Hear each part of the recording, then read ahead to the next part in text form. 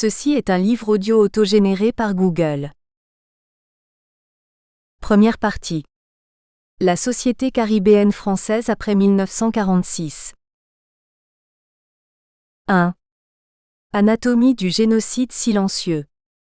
Il est un génocide, silencieux, sournois, non sanglant, qui passe inaperçu et qui dure pendant des décennies pour une population donnée. Nous excluons de cette étude le génocide qui tue le corps essentiellement, et nous nous consacrons à celui qui tue l'âme, l'esprit, l'initiative, à celui qui engendre la discrimination pour éliminer l'autre. Ce génocide-là est beaucoup plus pernicieux que celui qu'on reconnaît comme tel. Il dure beaucoup plus longtemps et il fait beaucoup de mal, car il affecte des générations successives d'êtres humains. Ce génocide-là est tabou, on ne veut pas en parler. C'est le génocide des pays des droits de l'homme. C'est le génocide des pays dits démocratiques. Par contre, celui des régimes dictatoriaux et totalitaires est celui qui fait la une des journaux du monde entier, celui qui fait sensation, qui provoque indignation et horreur, qui suscite émoi et effroi. Le génocide des pays de droit revêt des aspects divers, non exhaustifs. Il se cache sournoisement sous d'autres appellations, à savoir expansion, migration, colonisation, développement, émigration, déportation, immigration, délocalisation, amélioration de l'habitat, entre autres. Le but est toujours de subtilement éliminer l'autre, de porter atteinte à son mode de vie tout en cherchant à améliorer sa condition. Cette approche humanitaire représente le grand paradoxe des temps modernes, d'aucuns diraient, la grande hypocrisie des temps modernes. Le processus d'élimination. Le processus d'élimination varie suivant les cultures à éliminer, les peuples impliqués et les zones géographiques convoitées. Les variantes sont multiples et chacun de ces génocides est unique. On peut éliminer l'autre en le déplaçant de son cadre habituel et en lui promettant bien sûr une situation meilleure dans un autre lieu ou ailleurs dans un autre pays, qui à la longue devient un leurre. C'est pourquoi les bénéficiaires ou les victimes gardent le silence longtemps, ils n'osent pas en parler par honte, par désarroi. Ils font avec pendant des années, des décennies. On peut éliminer l'autre en le mettant en concurrence déloyale sur le plan économique, culturel et académique. C'est ainsi que prennent forme, dans certaines sociétés post-esclavagistes, des situations chroniques pour lesquelles on ne trouve jamais de solution malgré les moyens déployés. Le chômage, le manque de qualification ou la fameuse surqualification, ou l'éternelle sous-qualification et la délinquance, le résultat reste le même. Tout doit aboutir à l'incapacité pour la population cible de s'insérer dans la vie économique de son propre pays, alors que ceux venus d'ailleurs, souvent au départ sans ressources et sans qualification adéquate, prospèrent. On peut éliminer l'autre collectivement par la drogue, la maladie, la stérilité forcée et l'empoisonnement collectif. C'est ce qu'on pressent dans le cas du chlordécone en Guadeloupe et en Martinique. Il s'agit d'un fléau social, dont on détecte difficilement l'objectif désiré, dans la mesure où il est le résultat d'un plan d'action secret. Et le fléau sévit comme un événement naturel de cause à effet pendant des années, voire des décennies, sans que la cause occulte soit vraiment recherchée, sauf par quelques troubles faits. C'est ainsi qu'ils sont qualifiés, ceux qui dénoncent le phénomène sans vraiment convaincre les pouvoirs publics.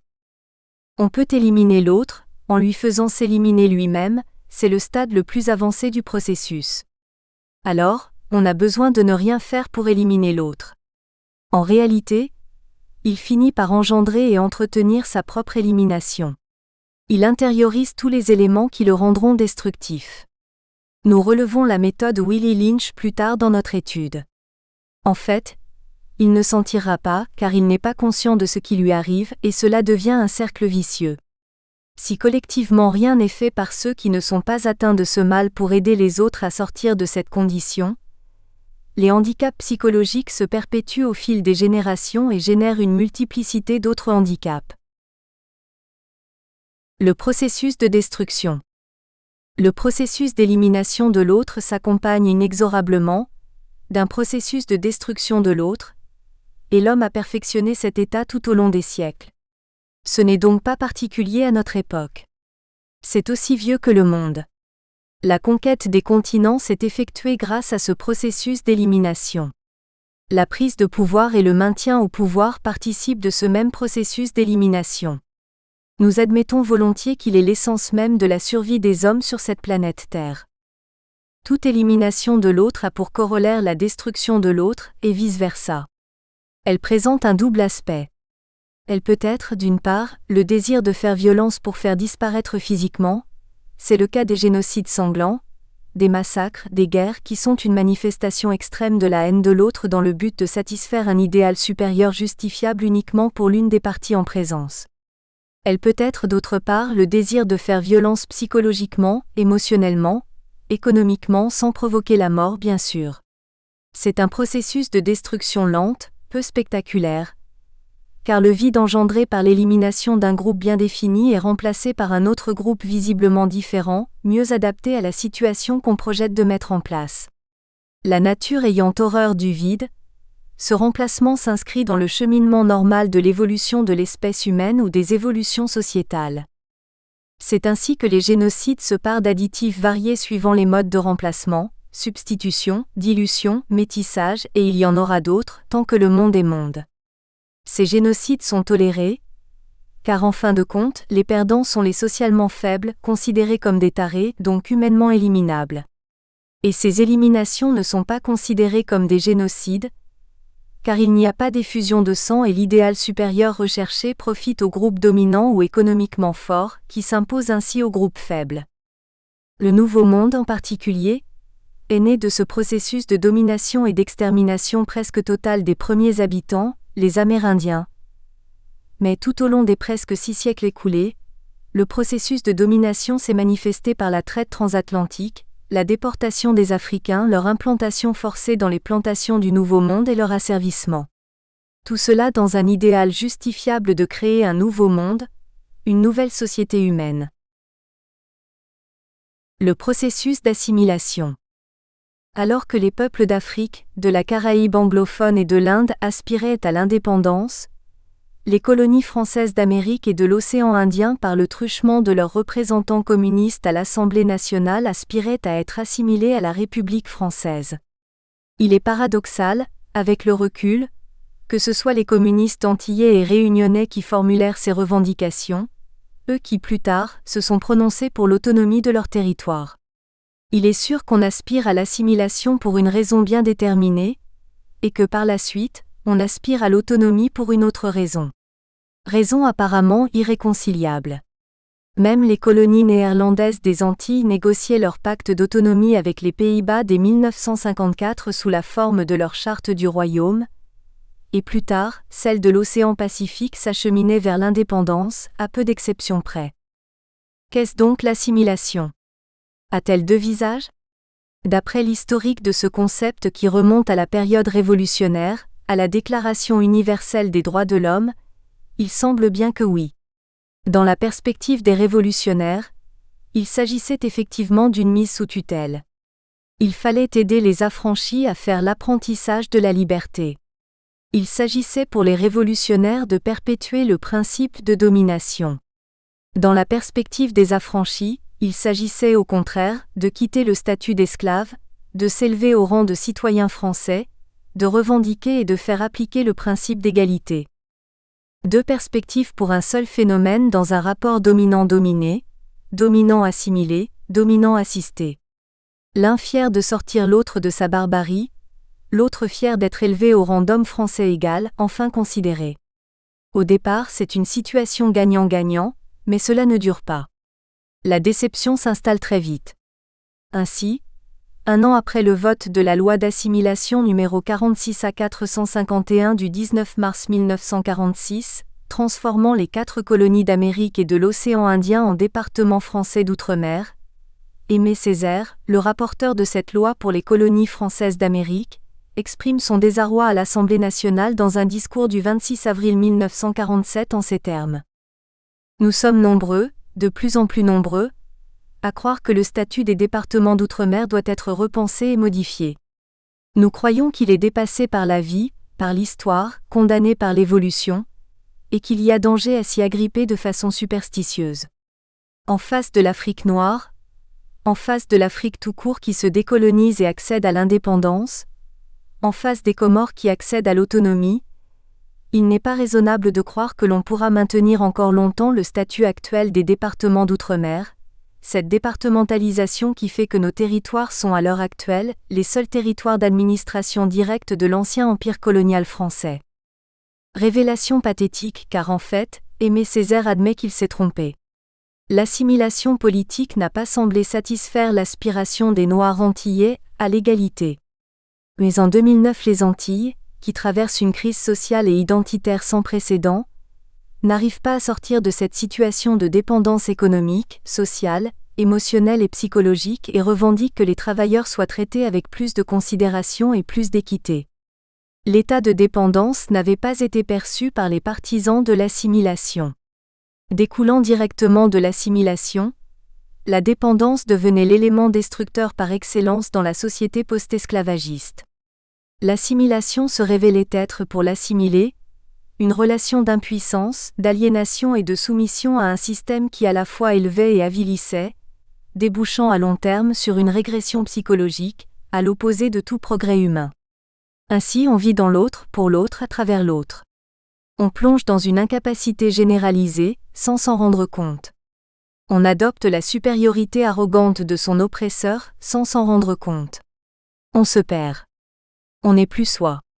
On vit dans un monde d'illusions, de mal-être, et on s'enfonce de plus en plus dans la dépendance, ne voyant aucune autre issue, car l'avantage matériel n'est pas négligeable. Cet état est décrit avec précision par Albert Memmi. À l'effort obstiné du colonisé de surmonter le mépris, que mérite son arriération, sa faiblesse, son altérité, il finit par l'admettre, à sa soumission admirative, son souci appliqué de se confondre avec le colonisateur, de s'habiller comme lui, de parler, de se conduire comme lui, jusque dans ses tics et sa manière de faire la cour, le colonisateur oppose un deuxième mépris, la dérision. Il l'explique aux colonisés que ses efforts sont vains, qu'il n'y gagne qu'un trait supplémentaire, le ridicule. Car jamais il n'arrivera pas à s'identifier à lui, pas même à reproduire correctement son rôle. Tout est mis en œuvre enfin, pour que le colonisé ne puisse franchir le pas, qu'il comprenne et admette que cette voie est une impasse et l'assimilation impossible. Cette analyse éclairée apporte une contribution lucide à la compréhension de l'état confus dans lequel se trouve tout assimilé, tout colonisé, et devrait l'aider à se regarder en face, à penser en dehors de son cadre, en dehors de l'autre, et de se voir dans sa nudité et dans sa réalité intrinsèque. L'illusion de l'Antillais, c'est de croire qu'il a été libéré des chaînes de l'esclavage par une loi.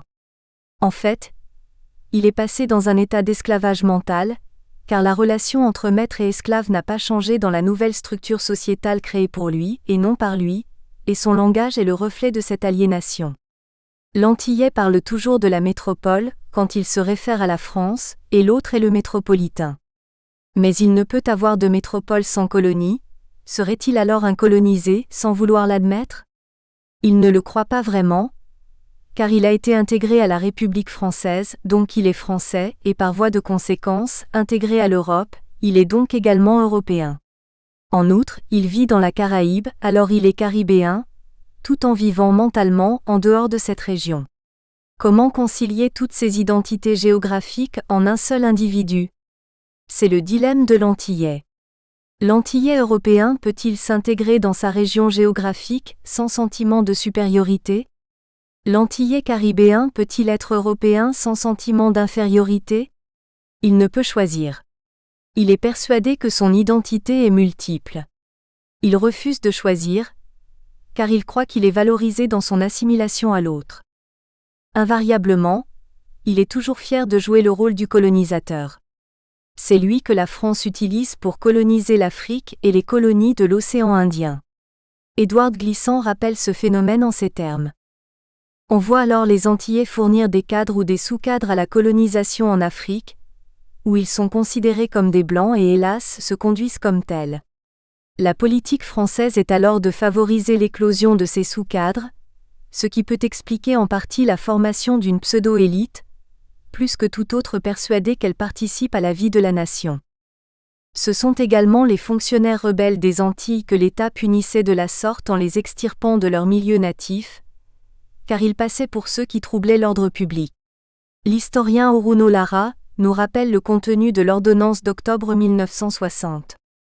L'ordonnance 60-1101 du 15 octobre 1960 permet au préfet de faire muter dans les 48 heures tout fonctionnaire dont le comportement serait jugé de nature à troubler l'ordre public. Ils étaient envoyés comme cadres en Afrique dans des fonctions valorisantes vis-à-vis de l'Africain, ce qui leur persuadait qu'ils étaient supérieurs, creusant ainsi leur aliénation.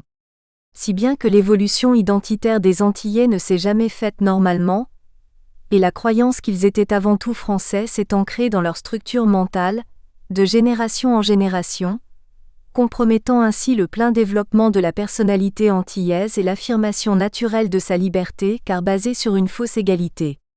Dans ce contexte, le sentiment d'égalité s'est exacerbé au profit de la quête d'une forme visible d'égalité, l'application des avantages sociaux de la France. Le sentiment interne d'être libre s'est tu au service de cette manifestation externe.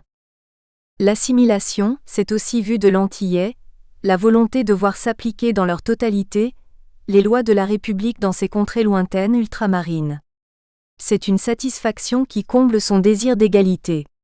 Il s'agissait d'avoir les mêmes droits que les travailleurs de l'Hexagone, et c'est sans doute pourquoi c'était le cheval de bataille des communistes français et antillais à l'époque. À ce stade, le seul objectif se résumait en assimilation et égalité. Ce désir d'assimilation et d'égalité devait trouver son application dans l'enseignement et le service militaire. Le premier lycée de la Martinique ouvrit ses portes à Saint-Pierre en 1881, ainsi qu'une école préparatoire de droit à Fort-de-France en 1882. Le décret du 23 novembre 1913 rendait applicables les lois sur le recrutement de l'armée à la Martinique, et comblait chez l'Antillais son désir d'être français à part entière. Il était ainsi en mesure de payer l'impôt du sang, qui représentait le sacrifice de sa vie pour sauver sa patrie. C'était le sentiment patriotique ultime. L'assimilation est vécue comme un aveuglement d'identification à l'autre, certains parlent de mimétisme aveugle, ce qui est ridicule et méprisant vu de l'autre. Ainsi, les manifestations d'hypocrisie et de mépris sont inhérentes à la notion d'assimilation. Cet aveuglement favorise automatiquement l'exploitation acceptée et tolérée du colonisé dominé. Tous ces éléments négatifs font partie intégrante de la notion d'assimilation et vont à l'encontre de l'émancipation de l'homme antillais. Cette ambiguïté ne fut pas perçue par la société antillaise dans la première phase de ses revendications, à l'exception de certains, dont le chef de file, Paul Valentino, un contemporain d'Aimé Césaire et un farouche adversaire de la départementalisation, était député de la Guadeloupe et maire de Pointe-à-Pitre. 2. Structure mentale de l'assimilé. Manifestement, l'assimilation porte atteinte à la structure mentale de l'assimilé et déforme la perception de ses 5 sens, la vue, l'ouïe, l'odorat, le goût, et surtout le toucher ou les sentiments. L'atteinte mentale est la plus grave des aliénations, car elle se guérit difficilement. La guérison est de l'ordre de l'électrochoc. L'atteinte mentale perpétue l'état de dépendance chez le colonisé et l'assimilé, perpétue l'état de méfiance à l'égard des siens, de génération en génération.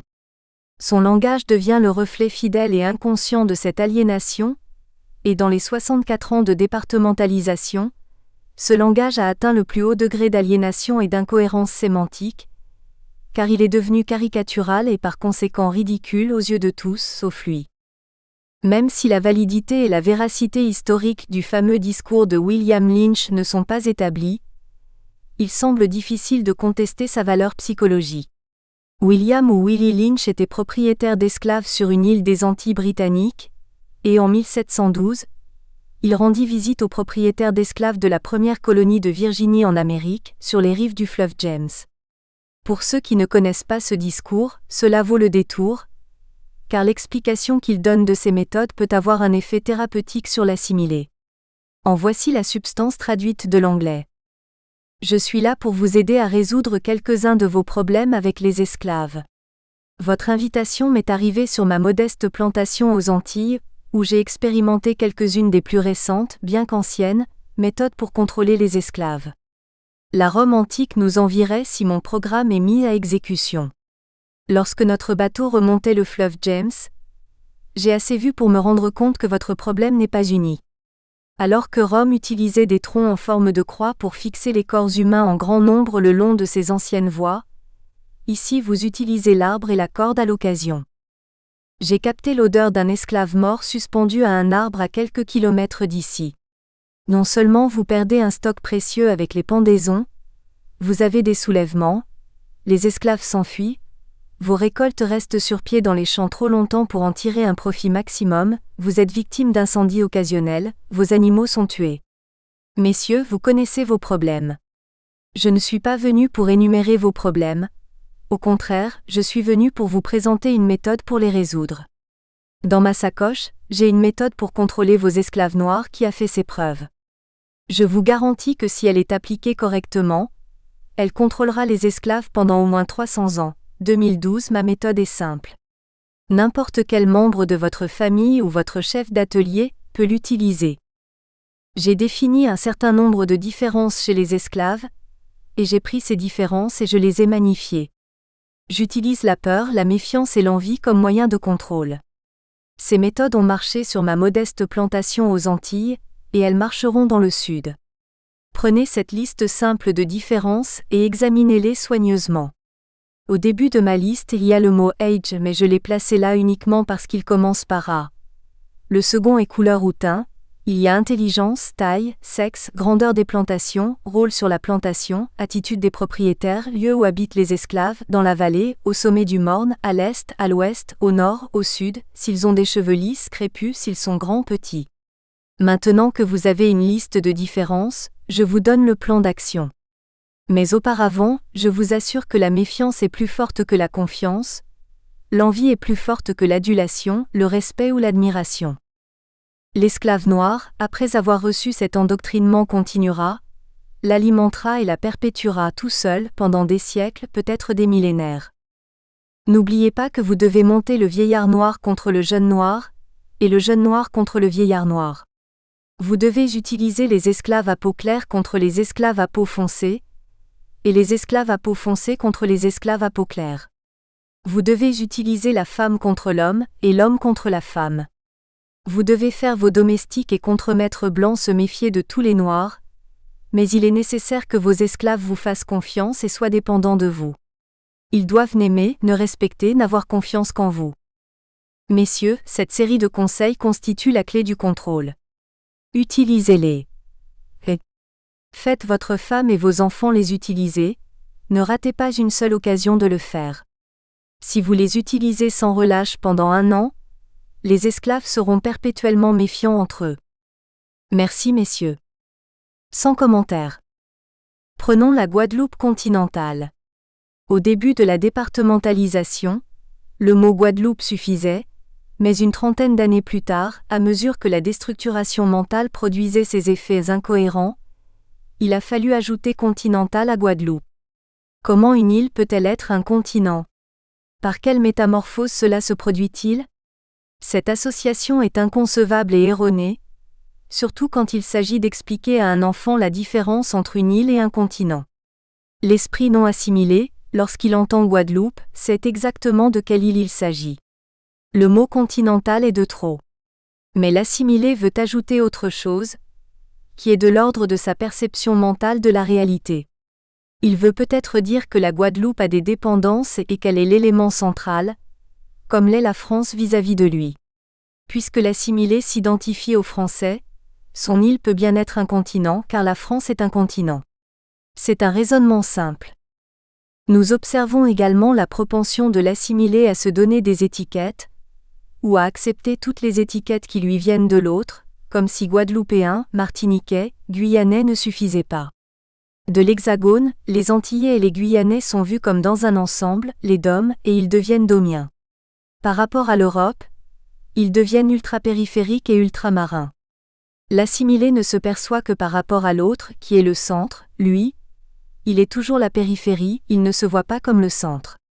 L'éloignement est un handicap reconnu, mais éloignement par rapport à quoi? Par rapport à qui? En tant qu'île, une autre aberration, c'est la double insularité. Comment traduire ce mot dans une autre langue? Qu'est-ce que cela exprime? En fait, l'assimilé ne se voit jamais dans son identité propre. Il n'est qu'une altérité. Il est toujours le pendant de quelque chose plus important que lui. Et il aime les étiquettes, aussi ridicules qu'elles puissent être.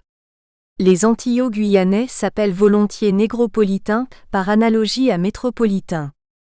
Ce n'est pas suffisant d'être guadeloupéen ou martiniquais ou guyanais, lorsqu'ils vivent en métropole. Pourtant, il n'y a pas de pays qui s'appelle métropole. À l'évidence, ils ne vous laissent pas oublier leur état de colonisé alors qu'ils refusent de se penser comme tels. Tout cela est bien confus, et il n'y a pas de limite à ces confusions.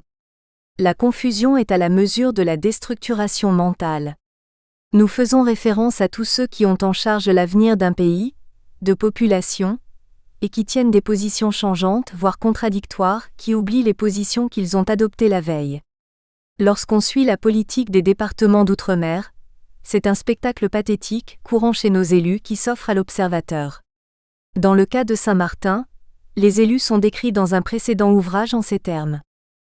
Tous ceux qui ont vu clair et n'ont pas eu le courage de supporter ce rejet et cette mise en quarantaine, ce sont les rebelles soumis. Tous ceux qui, malgré leur perception juste mais éphémère, nous ont offert en spectacle leurs virements, revirements, crises de colère, aveuglement, inconsistance, incohérence, contradiction, voire mensonge, ce sont les soumis. Ces deux derniers groupes, qui en fin de compte ne forment qu'un, ce sont les privilégiés du système.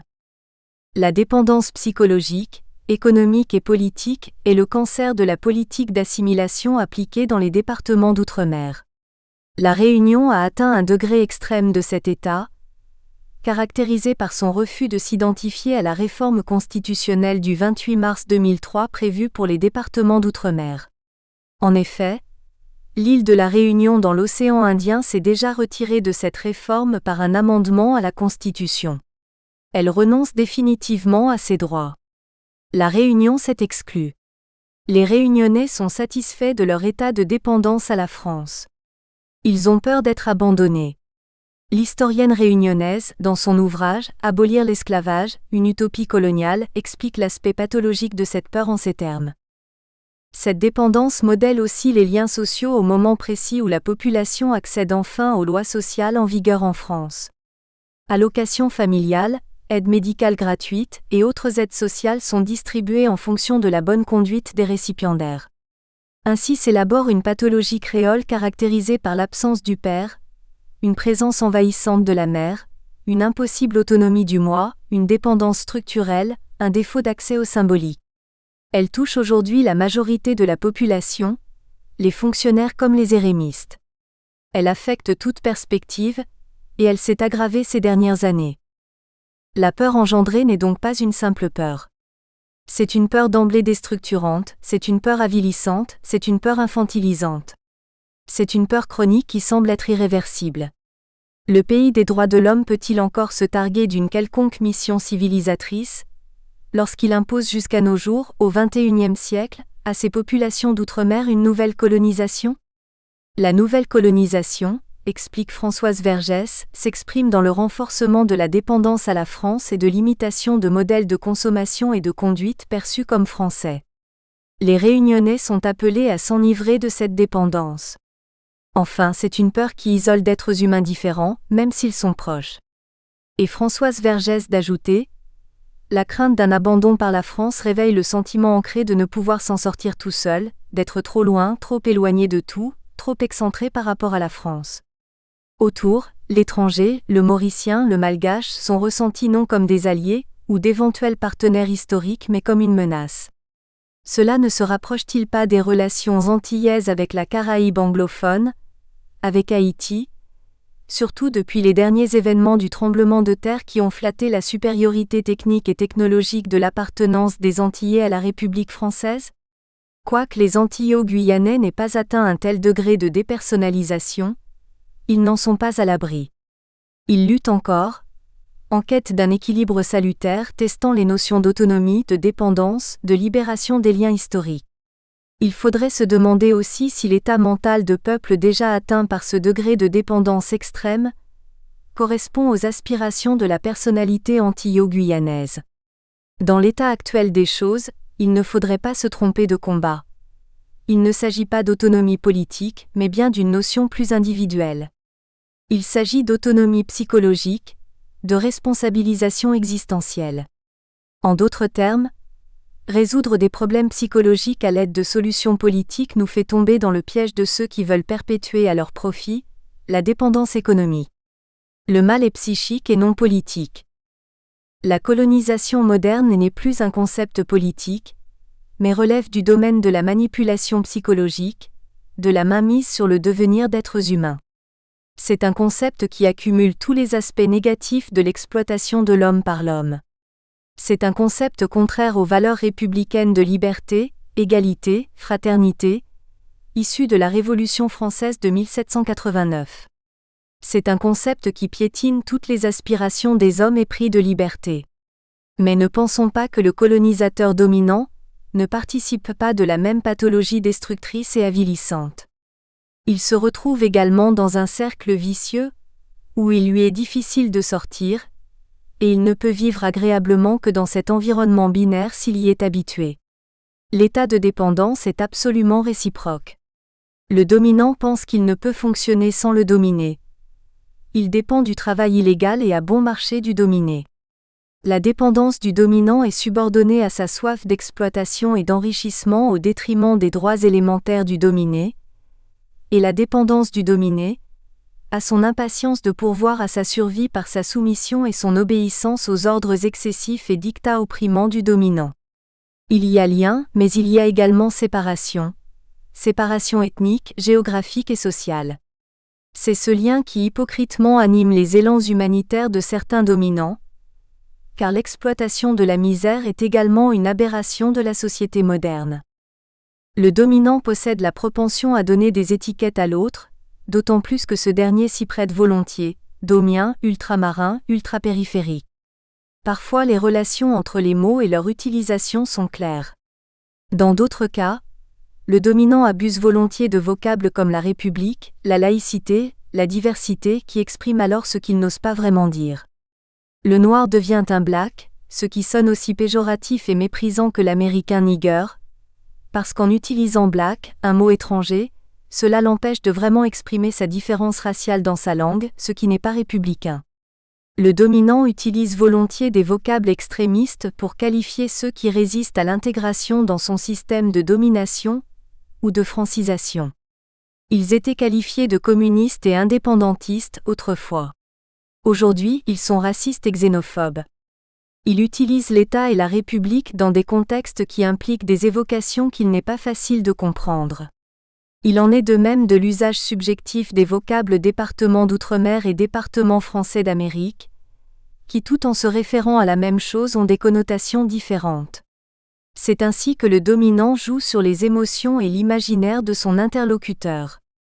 Ce monde binaire est un monde d'interaction perpétuelle, où le dominant ne lâche aucune prise sur le dominé. Ce n'est jamais une situation gagnant-gagnant, ni égalitaire ni fraternelle entre les deux partenaires. C'est un rapport émotionnel, d'expression forte et violente souvent, qui a pour conséquence de punir et de condamner le dominé au moindre écart de comportement. Chez le dominant, il s'opère également une métamorphose visible de ses rapports avec un sujet de race différente dès qu'il vit en milieu tropical. Le dominant se tropicalise. Cette métamorphose n'est pas forcément bénéfique, car elle est souvent empreinte de partialité, de parti pris, d'exagération, de discrimination et de favoritisme. 3. Stratégie du déplacement de population. Déplacer quelqu'un de son cadre habituel, c'est l'éliminer de ce cadre, c'est créer un vide qu'il faudra combler. On ne déplace pas quelqu'un de son milieu ambiant sans lui proposer quelque chose en retour. Aux populations des départements d'outre-mer on promettait une formation et un emploi, d'une part pour résorber le chômage par suite de l'élimination des organes antillais de production et réduire la poussée démographique, et d'autre part, pour combler le déficit en main-d'œuvre de la France à cette époque. Aux populations françaises envoyées en outre-mer, on proposait des primes supplémentaires, 40% de vie chère, éloignement, transport, installation, congés bonifiés, etc. Récemment, une prime de 16 mois de salaire payée en 2 tranches était accordée aux fonctionnaires qui acceptaient de travailler en Guyane et à Saint-Martin pendant 4 années successives. Antérieurement, on déplaçait les fonctionnaires d'outre-mer pour les envoyer en Afrique sur des postes de responsabilité, lorsqu'ils portaient atteinte à l'ordre public chez eux. Le BUMI-DOM. Que devrait-on dire vu de loin? C'est l'État, la République, le gouvernement ou l'administration qui opérait ces déplacements? Surtout que ces déplacements de population étaient devenus une vraie stratégie de la politique française en Outre-mer, et qu'ils ont abouti aux résultats escomptés par les concepteurs. L'intérêt était toujours national, et les résultats n'étaient pas toujours heureux pour les populations cibles. La migration des populations antillaises et réunionnaises, organisée sous l'impulsion du Premier ministre Michel Debré, fut réglementée par une société d'État, le Bureau pour le développement des migrations intéressant les départements d'outre-mer, BUMI-DOM, de 1962 à 1981. Cette société, créée par arrêté ministériel du 26 avril 1963, avait pour objet d'organiser les migrations, le déplacement et l'insertion professionnelle par un placement direct dans un emploi ou par le biais d'une formation des migrants antillais et réunionnais. Cet effort migratoire correspondait à un besoin de part et d'autre. Le chômage croissant à l'origine d'un climat social et politique agité par les grèves et les émeutes aux Antilles, et la prospérité économique pendant les 30 Glorieuses à l'origine d'un déficit de main-d'œuvre dans le bâtiment, les postes, les transports, la domesticité, la métallurgie et les hôpitaux essentiellement. Le BUMI-DOM fut remplacé en 1983 par l'Agence nationale pour l'insertion et la promotion des travailleurs d'outre-mer, ENT. Un documentaire du réalisateur Antoine-Léonard Laestrati et du coauteur Michel Reynette, intitulé L'avenir est ailleurs, retraçant l'épopée de cette déportation, fut présenté au public français le 28 mars 2007.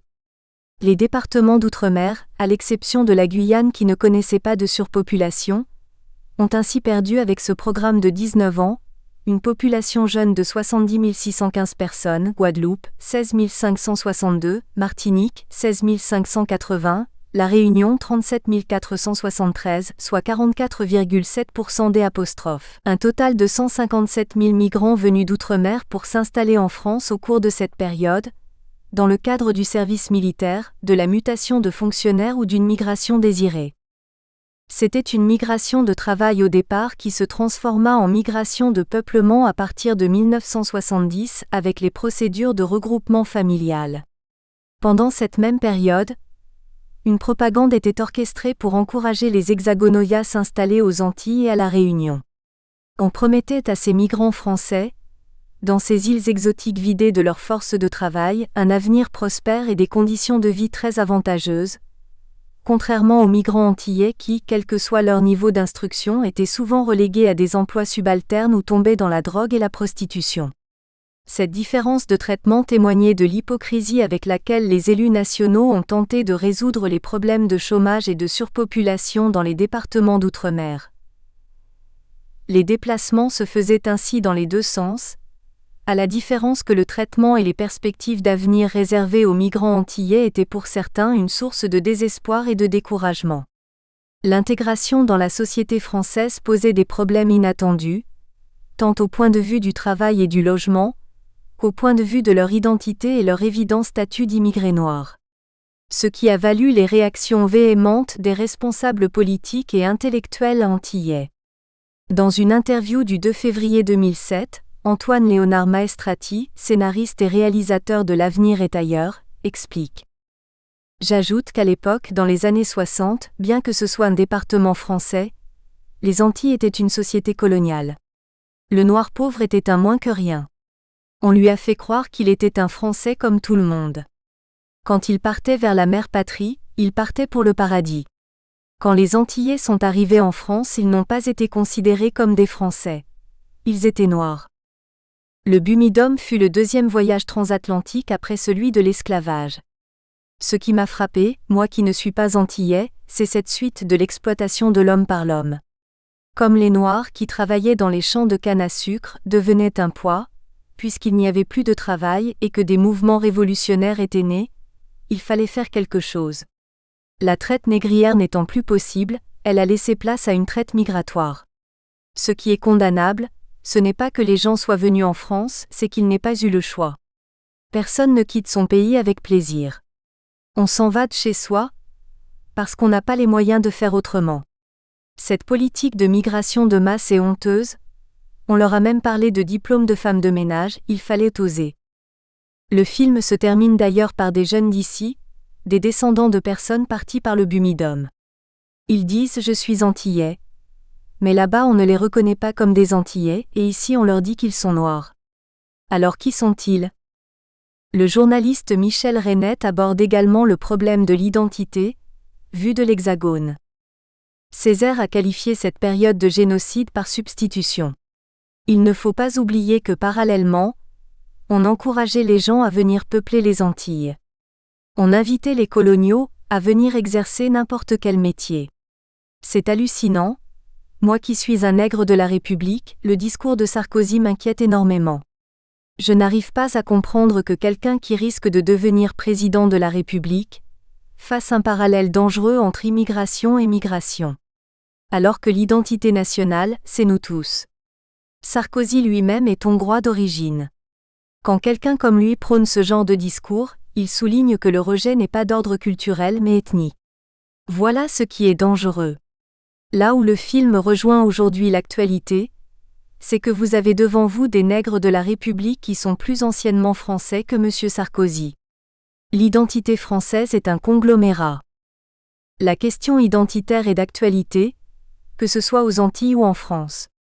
Il y a une version républicaine, les Antillais sont français, et une version française, les Antillais sont noirs, et une version antillaise, les Antillais sont des Français noirs. C'est le dilemme, être français et noir. Cela se joue différemment si on se trouve sur le territoire national ou sur une île antillaise. Cependant, pour beaucoup, le Bumidum a été bénéfique au plan professionnel et social. Par ailleurs, ce phénomène migratoire a également eu lieu dans la Caraïbe anglophone, vers l'Angleterre, vers les États-Unis et le Canada. Les réussites sont reconnues et souvent très visibles. Or, les répercussions de cette double migration vers et de la France ont été électrifiantes en Guadeloupe et en Martinique. Migration vers les Antilles. L'exemple de la Nouvelle-Calédonie est un reflet notoire de l'intention gouvernementale de neutraliser les revendications nationalistes des autochtones. Officieusement, la stratégie de migration massive vers l'outre-mer a eu pour effet de rendre les populations autochtones minoritaires chez elles, perpétuant ainsi la politique de domination.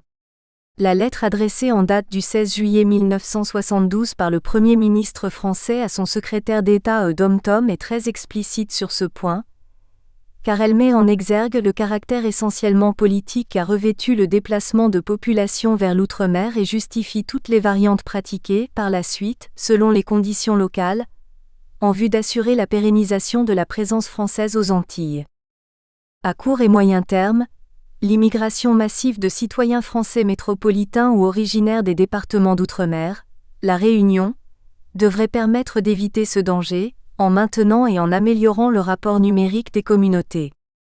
À long terme, la revendication nationaliste autochtone ne sera évitée que si les communautés non originaires du Pacifique représentent une masse démographique majoritaire. Il va de soi qu'on n'obtiendra aucun effet démographique à long terme, sans immigration systématique de femmes et d'enfants. Afin de corriger le déséquilibre des sexes dans la population non autochtone, il conviendrait sans doute de faire réserver des emplois aux immigrants dans les entreprises privées. Le principe idéal serait que tout emploi pouvant être occupé par une femme soit réservé aux femmes, secrétariat, commerce, mécanographie. Sans qu'il soit besoin de texte, l'administration peut y veiller. Par ailleurs, Jean Chatin du journal L'Humanité remarquait: cette stratégie d'asphyxie d'un peuple, de domination par le nombre, également appliquée en Guyane, fait irrésistiblement penser à une expression d'Aimé Césaire qui, dans un tout autre contexte, celui de la Martinique, parlait d'une volonté de génocide par substitution. La stratégie de migration massive de Français hexagonaux, coloniaux et réunionnais en Nouvelle-Calédonie a porté un coup dur au peuple kanak. Elle a fait dire au leader du Front de libération nationale kanak socialiste assassiné, Jean-Marie Djibaou: le plus dur n'est pas de mourir, mais de rester en vie et de se sentir étranger dans son propre pays. Les taux démographiques étaient les suivants en 1998. 44% de Kanaks, 34% de Caldoches et de Métropolitains, 11% de Wallisiens et Futuniens, des Tahitiens, d'Indonésiens. Le rééquilibrage des communautés en faveur du peuple kanak n'est pas encore une réalité en 2009. La paix sociale en dépend.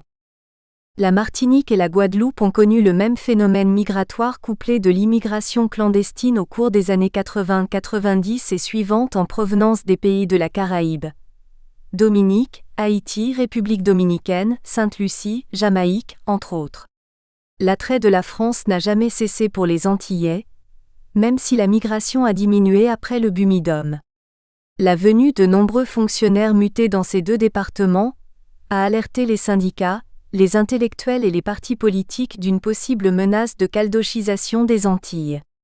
C'est un débat qui s'est fait pressant depuis une dizaine d'années, mais sans grande régularité, car il n'existe pas de statistiques pour conforter cette réalité. Par ailleurs, une importante communauté d'émigrés antillo-guyanais vit en France et ceux de la deuxième génération sont nés en France, si bien que l'Île-de-France est considérée comme le cinquième dôme. Le lieu de naissance ne détermine plus l'origine géographique ou ethnique d'une personne. La question ethnique qui est à la source de toutes les discriminations ressenties par les immigrés étrangers et français est donc difficilement chiffrable. Ainsi, cette question reste au niveau du débat et du ressentiment et n'est pas abordée de façon rationnelle et déterminante. Elle revêt une teinte syndicale et nationaliste, et les partis politiques ne se mouillent pas trop dans ce débat. Pourtant, c'est une réalité visible qui se traduit de façon nette au niveau de l'emploi. Les postes de responsabilité et d'encadrement dans la fonction publique, justice, administration, gendarmerie, enseignement sauf université, ainsi que dans le privé sont occupés par des fonctionnaires venus de France et les Antillais occupent les autres postes. Le débat des ressentiments d'envahissement s'est déroulé dans la presse écrite en 1999, à la suite de graffitis et de menaces à l'encontre des Européens français. Nous rapportons les propos recueillis par 7 magazines de Jean-François Rozan, où il est décrit comme « français », blanc observateur de la société guadeloupéenne depuis une trentaine d'années et qui a longtemps alerté dans nos colonnes sur cette question, il y a bel et bien envahissement. Dans le secteur public, l'envahissement est encore plus évident. Il y a 25 ans encore, nombreux étaient les postes de responsabilité occupés par les Guadeloupéens. Aujourd'hui, malgré l'augmentation du nombre des grands diplômés guadeloupéens, c'est effectivement le blanchiment qui domine, comme dans les grandes structures du secteur privé. Cependant, dans le même temps, l'on occulte trop vite les extraordinaires avancées que l'on peut constater dans nombre de structures majeures telles les chambres consulaires, la CGSS, la CGRR ou les ACEDIC, dans lesquelles un noircissement massif s'est opéré. Autrement dit, là où la volonté des Guadeloupéens a pu s'exercer, la tendance s'est inversée. Lorsque les parlementaires communistes des Antilles ont réclamé la départementalisation pour leurs colonies respectives, il est plus qu'évident qu'ils ne voyaient la situation que du point de vue de l'ascension des populations antillaises au rang des populations hexagonales. On était en 1946, au lendemain de la Deuxième Guerre mondiale. Ils étaient loin d'imaginer un mouvement inverse de population, à savoir que les populations hexagonales viendraient en masse s'installer aux Antilles. D'autre part, ils n'ont pas pensé que les Français quitteraient en masse les colonies d'Afrique, de l'océan Indien et du Pacifique, au fur et à mesure qu'elles s'installaient dans leur indépendance, et qu'ils préféreraient se diriger vers des colonies françaises même devenues départements plutôt que vers la France, pour la bonne raison que le dépaysement serait nul, s'agissant des rapports entre individus et de la continuation des privilèges dont ils jouissaient dans les sociétés coloniales. Par ailleurs, les détracteurs de la départementalisation, à l'époque, pressentaient déjà que la quête vers l'égalité et l'assimilation porterait atteinte au rôle prépondérant des Antillais dans les différents postes de responsabilité. Ils prévoyaient que la compétition pour l'emploi allait jouer en la défaveur des Antillais. Ils étaient persuadés qu'une simple loi ne pouvait entraîner le changement des rapports humains de la société coloniale datant de plusieurs décennies, elle-même émanant de la société esclavagiste. Ils étaient animés d'un certain réalisme psychologique basé sur l'histoire des peuples. En fait, l'assimilation n'était pas simplement une idéologie politique. Aujourd'hui, il faut s'y accommoder, et les Antillais ne sont pas toujours préparés psychologiquement à affronter de plein fouet une réalité qui s'est compliquée en raison des différentes strates de malentendus et de confusion inhérentes à leur identité. Quand on voit ce qui s'est passé dans les Antilles britanniques, même celles encore dépendantes de la couronne, les Antillais, éduqués en Angleterre, revendiquent leur place à leur retour dans leur société insulaire. Il est vrai que le principe de l'assimilation n'existe pas dans le contexte britannique, et que la spécificité identitaire antillaise ne se confond pas avec l'identité britannique. Il y a eu le Commonwealth et aujourd'hui, il y a le CARICOM, tous deux constitués par l'ensemble des pays d'outre-mer avec leur représentation propre. Il n'y a ni confusion identitaire, ni confusion politique. Les États, les territoires sont gérés par les autochtones. Les Antilles néerlandaises ont eu une représentation similaire. Dans aucun cas, il n'y a eu afflux de fonctionnaires européens occupant des postes de responsabilité au même titre que des fonctionnaires autochtones. Il ne s'agit donc pas d'une quelconque incapacité des Antillais à occuper des postes de responsabilité, mais essentiellement d'une appréhension imparfaite de la notion d'assimilation, qu'ils ont embrassée sans vraiment examiner les conséquences néfastes. En effet, l'assimilation n'est pas seulement un concept politique, c'est aussi et surtout un concept psychologique. De là, le décalage entre les deux groupes en présence, au lieu de s'estomper au fil des ans, s'est accentué, devenant la source des conflits et de la crise identitaire et sociale que nous connaissons dans nos régions. L'assimilation ne permet pas l'apprentissage de la responsabilité chez l'assimilé dominé. Elle ne permet pas au dominé de s'élever au rang du dominant. Bien au contraire. Tant que ce concept sera la base des rapports politiques, administratifs et sociaux, ce sera l'impasse, surtout que la préférence nationale n'est pas considérée comme une discrimination dans l'esprit du dominant. Par contre, la préférence régionale est un sujet absolument tabou et mal perçu par les dominants et leurs supporters qui sont en position de force. Elle est déviée au profit d'accusations de racisme et de xénophobie. La raison du plus fort est encore prépondérante dans nos sociétés, et tout le monde sait qui est le plus fort. La relation maître-serviteur ou esclave persiste malgré l'évolution ascendante des populations antillaises. Voilà le nerf de la guerre. On ne peut vouloir être égal à l'autre, et en même temps vouloir affirmer sa différence. Il y a incompatibilité. Car affirmer sa différence ou sa spécificité, c'est déjà établir sa distance par rapport à l'autre. C'est pourquoi la quête d'égalité est incompatible avec la quête de spécificité. Or, on ne veut pas vraiment être différent de l'autre. C'est l'origine du dilemme perpétuel, car le rapport de force réel est bien celui du dominant-dominé. La solution étatique, c'est de continuer à nourrir le rapport de force existant, en alimentant la dépendance financière et économique des populations d'outre-mer. C'est en quelque sorte bien les materner, bien s'occuper d'eux en bons pères de famille, bien subvenir à leurs besoins. C'est l'assistanat qu'il est humainement difficile de rejeter au profit d'une quelconque prise en charge de soi. Que nous soyons en Guadeloupe, en Martinique ou en Guyane, les populations n'échapperont pas à cette dynamique de la dépendance qui les maintient en permanence dans une position de faiblesse. Ces populations sont à la merci de la volonté du plus fort, et ce constat est de plus en plus évident qu'au fil des ans la dépendance est de plus en plus acceptée par ces populations au détriment de leur propre volonté à être plus autonomes. C'est le résultat des derniers référendums de 2010 en Martinique et en Guyane. La stratégie du déplacement de population dans le but de mettre en minorité les populations autochtones, mise en application avec réussite en Nouvelle-Calédonie dès les années 70, s'étend avec efficacité jusqu'à ce jour dans les régions excentrées de la République. Il s'agit de savoir si la République a le droit de mettre ainsi ces régions excentrées en position, où le droit des citoyens de s'auto-administrer est absolument compromis. C'est ce débat qu'il faudrait initier dans nos régions, où tous les citoyens de la République se retrouvent sur le même pied d'égalité. On ne s'imagine pas que les habitants d'Alsace ou de Bretagne doivent accepter que leurs administrations soient gérées par une majorité de fonctionnaires issus d'autres régions, sous un quelconque prétexte non avouable que les fonctionnaires locaux ne sont pas capables d'occuper des postes de responsabilité et d'encadrement, de diriger un service, de prendre des initiatives du fait de leur indolence. C'est un argument qui ne s'entend nulle part ailleurs sur le sol républicain. Dans ce cas précis, ces populations inconsciemment admettent leur infériorisation, qui ne peut en aucun cas être scientifiquement justifiée, ni par leurs ethnies métissées, ni par leur niveau de culture, ni par leur environnement géographique. Les autres pays de la Caraïbe, et même les États-Unis d'Amérique, Nous espérons que vous avez apprécié cet aperçu. Pour continuer à écouter ce livre audio sur Google Play Livres, utilisez le lien dans la description de la vidéo.